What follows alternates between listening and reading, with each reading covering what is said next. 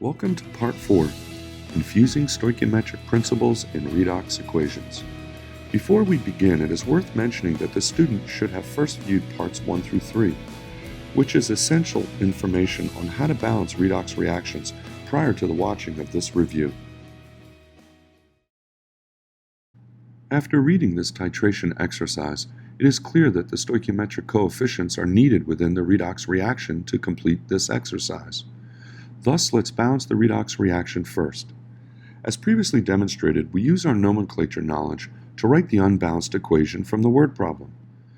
Notice again, I wrote the word base over the arrow to remind myself that the reaction is in base, not acid. Now, split reactants and products in the two half reactions, the reduction and oxidation reaction. The element being reduced, manganese, is already balanced, so we can move on to balancing the oxygens by adding 2 water molecules to the product side of the reduction equation.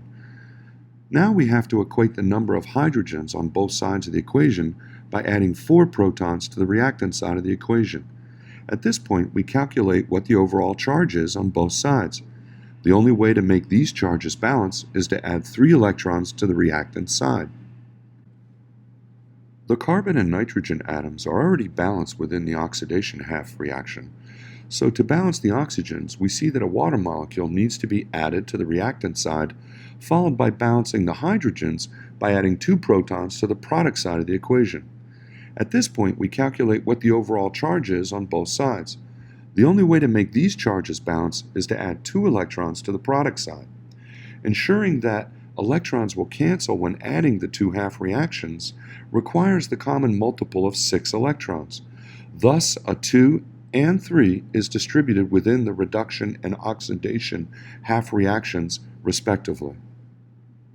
When the 2 half reactions are added, the electrons cancel, and 2 simplifications may occur within the water molecules and the protons as shown. Because the reaction is in base, we now need to add hydroxyl groups to neutralize the protons present. In this example, there are 2 protons on the reactant side. Thus, I must add 2 hydroxyls to the reactant side. But remember, if I add 2 to the reactant side, I must add 2 to the product side. At this point, I have formed 2 water molecules on the reactant side, which simplify with 1 water molecule on the product side. Finally, a check for numbers of atoms and charges is completed to our balanced equation. With the balanced redox equation in hand, we can now glean the stoichiometric information from the word problem. In other words, write down what is given and asked under each reactant. Given molarity and volume of permanganate, we can calculate the quantity of moles permanganate added to the cyanide solution.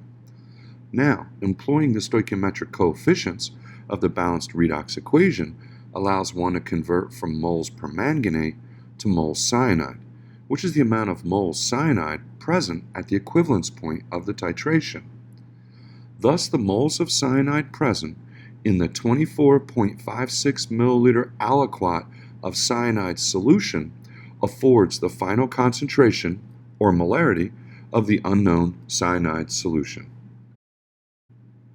After reading this limiting reactant exercise, it is clear that the stoichiometric coefficients are needed within the redox reaction to complete this exercise.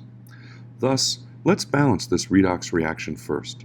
As we have demonstrated in many previous examples in Part 2 and Part 3 of this review, knowing your nomenclature is imperative to begin these exercises. In other words, if you don't know your polyatomic ions, like hypochlorite here, you can't even get started with these problems. So let's write the unbalanced equation drawing from our nomenclature knowledge. Again, notice I wrote a proton over the arrow to remind myself that we are in an acidic solution. Next, split reactants and products in the 2 half reactions, the reduction and oxidation reactions. Now, first the iodine atoms need to be balanced, and there are no oxygens, so I do not have to add water molecules or protons to balance, which leaves equating the charges by adding 2 electrons to the product side. Next, the chlorine atoms are already balanced within the reduction half reaction, so adding a water molecule on the product side balances the oxygen atoms, followed by adding 2 protons to the reactant side of the equation to balance hydrogen atoms. At this point, we calculate what the overall charge is on both sides. The only way to make these charges balance is to add 2 electrons to the reactant side. We see that the 2 electrons within both half reactions will cancel, and the equation is already simplified after adding. Thus, a quick check of charges and numbers of atoms revealed this redox reaction to be balanced. With the balanced redox equation in hand, we can now glean the stoichiometric information from the word problem. In other words, write down what is given and asked under each reactant. The molarity for both reactants are known, as well as the volumes of both reactants in milliliters. Thus, it is easy to convert these quantities to millimoles. Converting millimoles of reactants to millimoles of triiodide product demonstrates that only 1.173 millimoles of product can be formed and indicates that iodide is the limiting reactant.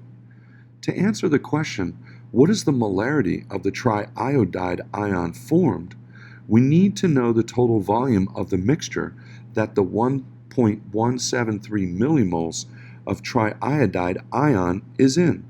Thus, the molarity of the triiodide ion formed can be calculated by dividing millimoles of triiodide by milliliters total. An additional challenging question could be, how many more milliliters of which reactant are required to complete this reaction? We already know that the iodide reactant is the limiting reactant. Thus, we could calculate how many millimoles of iodide are required to react with the 10.63 millimoles of hypochlorite given, which is 31.89 millimoles of iodide required. This would require a total of 303.7 milliliters of the iodide solution. However, 33.52 milliliters of the iodide solution was already added. Thus, we only need to add 270.2 milliliters more of the 0.1050 molar iodide solution to complete this reaction.